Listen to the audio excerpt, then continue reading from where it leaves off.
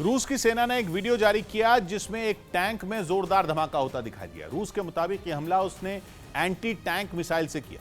हालांकि इलाके का नाम उसने नहीं बताया, लेकिन जो वीडियो जारी किया गया उसमें एक टैंक खड़ा दिखाई दिया जिस पर रूस के सैनिक ड्रोन से नजर बनाए हुए थे। जैसे ही टैंक आगे की तरफ बढ़ा, उन्होंने उस पर हवाई हमला कर दिया, जिससे एक जोरदार धमाका हुआ, जिसमें यूक्रेन की सेना का टैंक पूरी तरह से तबाह होता नजर आया।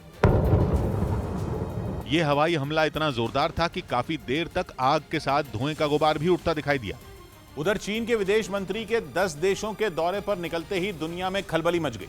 यूक्रेन जंग के बाद चीन ने आसमान से समंदर तक हलचल पैदा कर दी है। वो करीब करीब रोजाना अमेरिका और पश्चिमी देशों को टेंशन दे रहा है।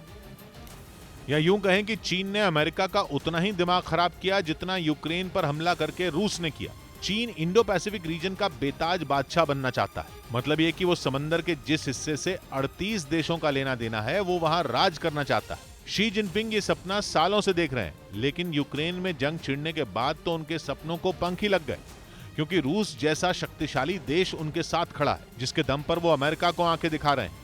यही नहीं, अपने इस सपने को पूरा करने के लिए चीन के विदेश मंत्री वांग यी प्रशांत महासागर में बसे 10 छोटे छोटे देशों के दौरे पर निकल पड़े, जिसके बाद अमेरिका, ऑस्ट्रेलिया और न्यूजीलैंड जैसे देशों की नींद ही उड़ गई। क्योंकि अगर चीन के पांव समंदर के इस हिस्से में मजबूत हुए तो उन्हें लेने के देने पड़ जाएंगे।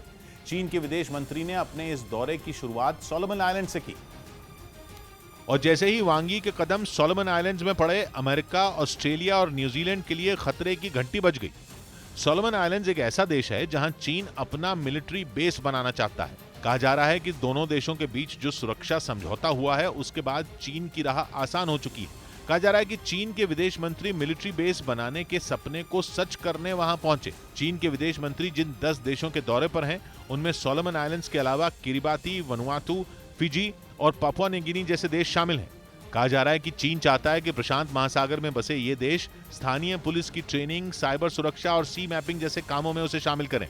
यानी कि अपना मतलब निकालने के लिए शी जिनपिंग इन देशों में पूरी तरह घुसना चाहते हैं, क्योंकि उन्हें अच्छे तरीके से मालूम है कि खाली सुरक्षा समझौते से बात नहीं बनेगी। कहा जा रहा है कि चीन के विदेश मंत्री सबसे पहले सोलोमन आइलैंड्स इसलिए पहुंचे क्योंकि वो नहीं चाहते थे कि वो अमेरिका और ऑस्ट्रेलिया के बातों में आए, और चीन का ऑस्ट्रेलिया से केवल 2000 किलोमीटर दूर सैन्य ठिकाना बनाने का सपना टूट जाए। चीन वनुआतू में भी समझौते के बहाने घुस चुका है। वो वहां एक अंतर्राष्ट्रीय हवाई अड्डे को अपग्रेड करने वाला है। ये द्वीप सोलोमन आइलैंड्स के दक्षिण में और ऑस्ट्रेलिया से करीब 1700 किलोमीटर दूर है। मतलब ये कि चीन ऑस्ट्रेलिया को दो तरफ से घेरने की तैयारी कर रहा है, पहला सोलोमन आइलैंड से और दूसरा वनुआतू से। यही नहीं, चीन की नजर वनुआतू के पड़ोसी देश फिजी पर भी है, जो न्यूजीलैंड के नॉर्थ आइलैंड से केवल 2000 किलोमीटर दूर है। मतलब यह कि अगर फिजी चीन के चक्कर में फंसा तो शी जिनपिंग एक तीर से 2 निशाने लगाएंगे, पहला ऑस्ट्रेलिया, दूसरा न्यूजीलैंड। चीन की इन चालों से ऑस्ट्रेलिया पहले ही बहुत परेशान है, और वहां हुए चुनाव में इसका असर भी दिखा। कहा जा रहा है कि चीन के खिलाफ नाकाम रहने की वजह से ही मॉरिसन सरकार की वापसी नहीं हुई। यही नहीं, सत्ता मिलते ही लेबर पार्टी ने चीन से निपटने की तैयारी शुरू कर दी, और वांग यी के फिजी पहुंचने से पहले ऑस्ट्रेलिया की नई नवेली विदेश मंत्री पेनी वोंग वहां पहुंच गई। यही नहीं, न्यूजीलैंड ने भी चीन के विदेश मंत्री की 10 देशों की यात्रा पर प्रतिक्रिया दी। Relating to security arrangements, means and ability to respond to any security challenges that exist, and New Zealand is willing to do that. New Zealand इससे पहले भी चीन के रवैये पर ऐतराज जता चुका है, लेकिन चीन के विदेश मंत्री की यात्रा के बाद वहां की प्रधानमंत्री से नहीं रहा गया, क्योंकि चीन किसी की नहीं सुन रहा। क्वाड से चिढ़कर उसने रूस के साथ हवाई अभ्यास किया और जापान की सीमा तक पहुंच गया। मतलब ये कि समंदर में शासन करने के लिए वो किसी भी हद तक जाने को तैयार है।